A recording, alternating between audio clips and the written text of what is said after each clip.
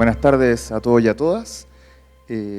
Bueno, yo soy sociólogo y lo que les voy a presentar es de alguna manera un extracto, un adelanto de mi tesis del magíster en doctrina social.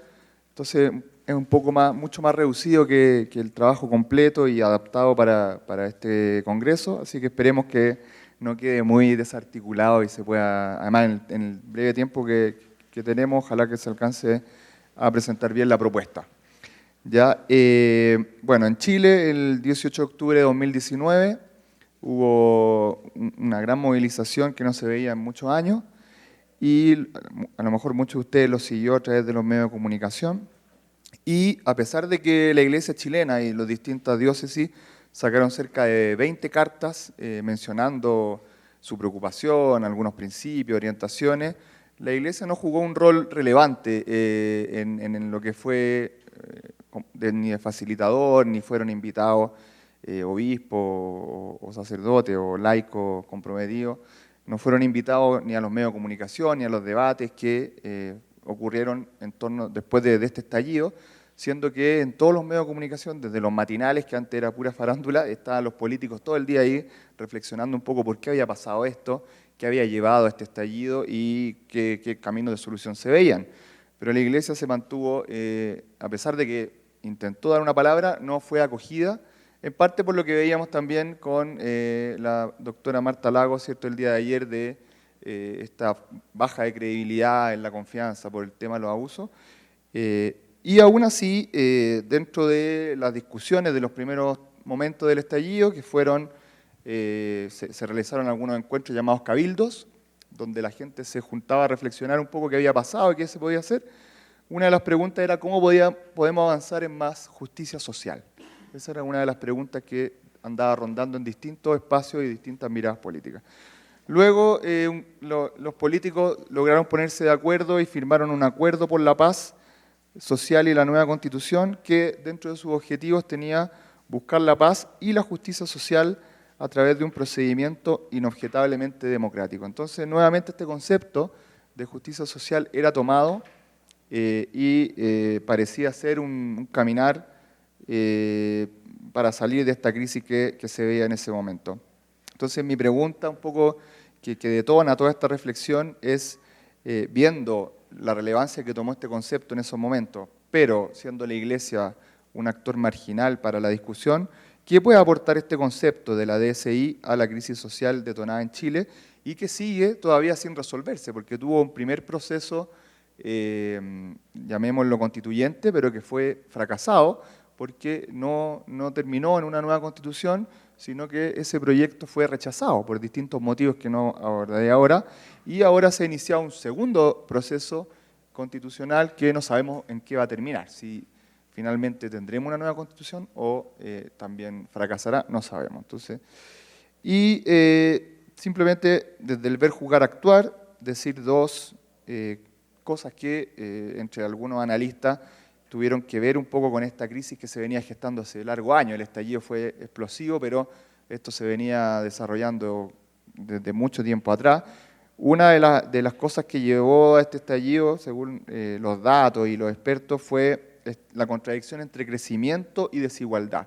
Lo hemos visto también en algunas reflexiones el día de hoy, que pasa no solo en Chile, sino en distintos países de nuestra región, donde a pesar de las cifras de crecimiento, el PIB per cápita que ha mostrado Chile en los últimos años y la disminución que ha sido muy buena de la pobreza, ha bajado impresionantemente, aún así la desigualdad medida por el índice de Gini se ha mantenido casi igual los últimos 20 años. Entonces, ¿qué pasa con ese crecimiento que no se reparte?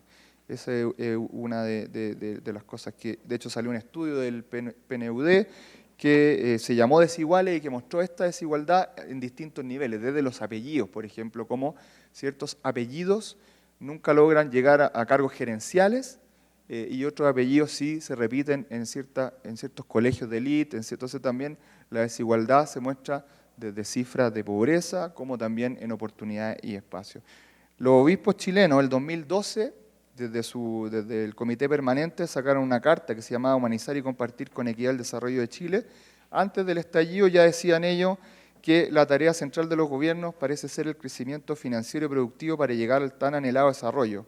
Tal vez hemos tenido la ilusión de que el mero desarrollo económico se desprenderían en cascada por rebase todos los bienes sociales y humanos necesarios para la vida.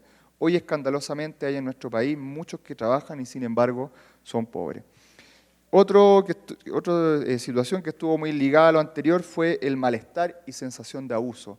Salieron muchos libros después del estallido donde sociólogos, politólogos intentaron entender esto, qué había pasado, y muchos de ellos confluían en que había un malestar que se había venido desarrollando en los últimos años. Algunos decían que ya veíamos el malestar en las calles, escrito en las paredes, se veía una rabia contenida. Por ejemplo, el académico y rector de la Universidad Diego Portales, Carlos Peña, sacó un libro llamado Pensar el malestar, donde decía: la ciudadanía abusada, herida cotidianamente por el maltrato y la experiencia de la desigualdad, habría de pronto estallado. También un sociólogo, Alberto Mayol, identificaba que había una sensación de abuso institucional que pareciera estar en el origen de la crisis. La traición de las instituciones llegó al máximo cuando se pasó, decía él, de la displicencia, que tu destino no es asunto mío, al abuso. Tu destino es asunto mío, pues tu perjuicio es mi beneficio. Decía que eso era un poco lo que estaba viendo la gente en ese momento.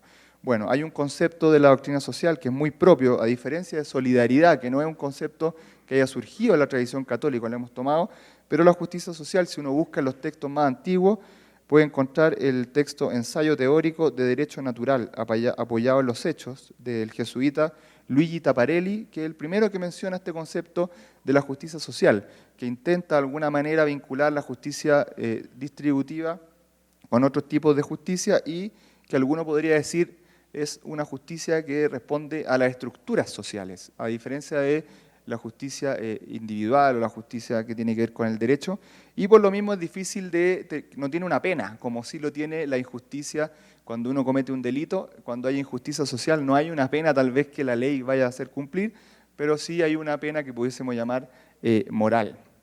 ¿Ya? Y en el magisterio de la Iglesia está muy presente este concepto también, principalmente el de justicia. Ese aparece en casi todas las encíclicas sociales, justicia social no tanto, pero sí el contenido. Por ejemplo, la Rerum Novarum, a pesar de que justicia aparece 20 veces, no menciona León XIII la justicia social, pero sí habla del bien común y la responsabilidad de todos en relación a los proletarios o a los más necesitados. De ahí dice él que entre los deberes, ni pocos ni leves, de los gobernantes que velan por el bien del pueblo, se destaca entre los primeros el de defender por igual a todas las clases sociales, Rerum Novarum 24.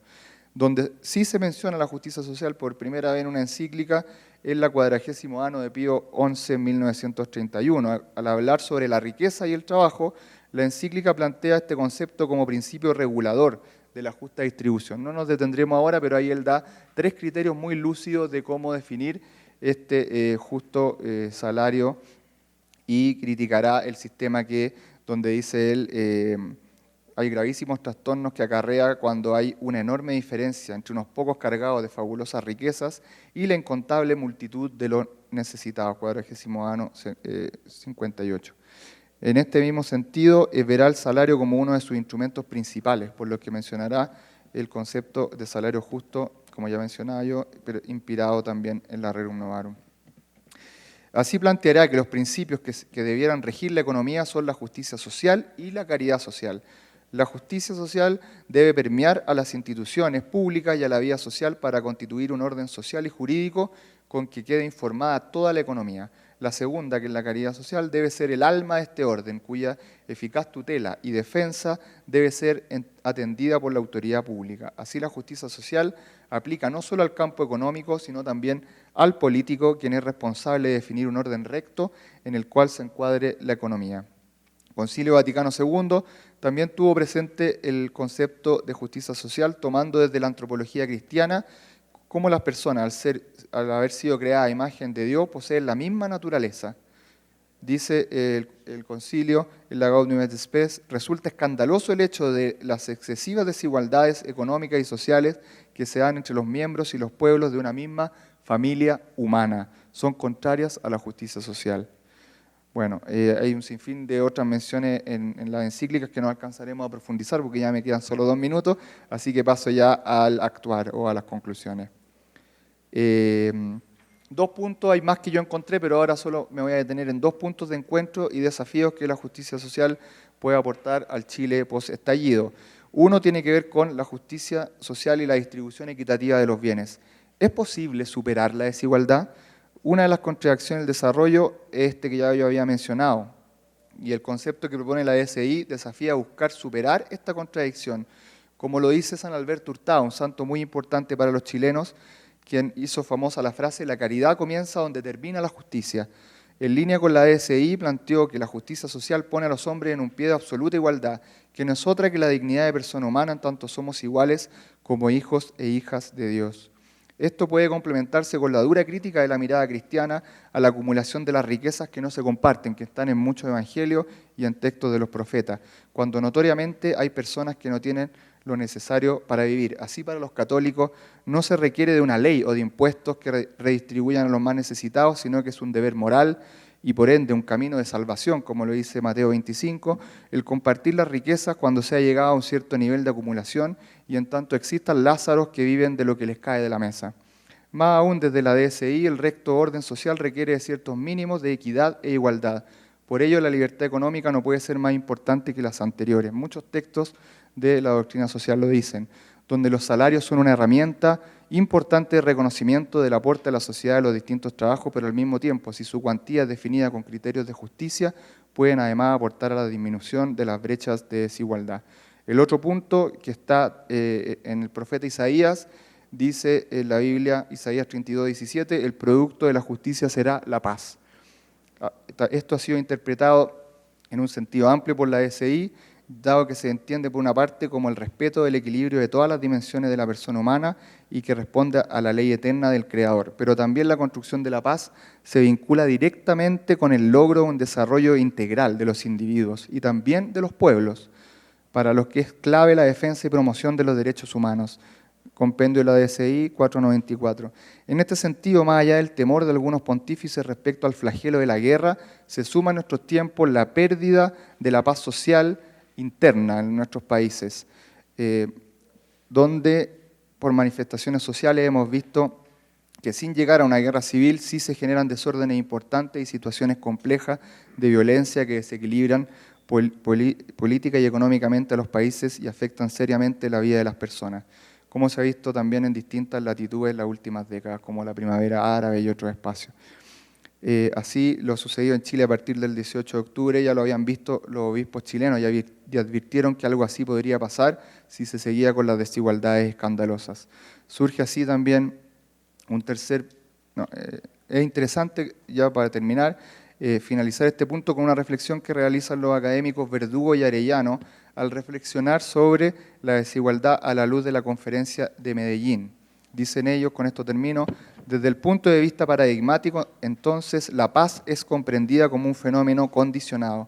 La paz está antecedida por otro estado o condición necesaria, la justicia. La relación entre ambas aparece claramente declarada, por ejemplo, en este otro enunciado. La paz supone y exige la instauración de un orden justo. Muchas gracias.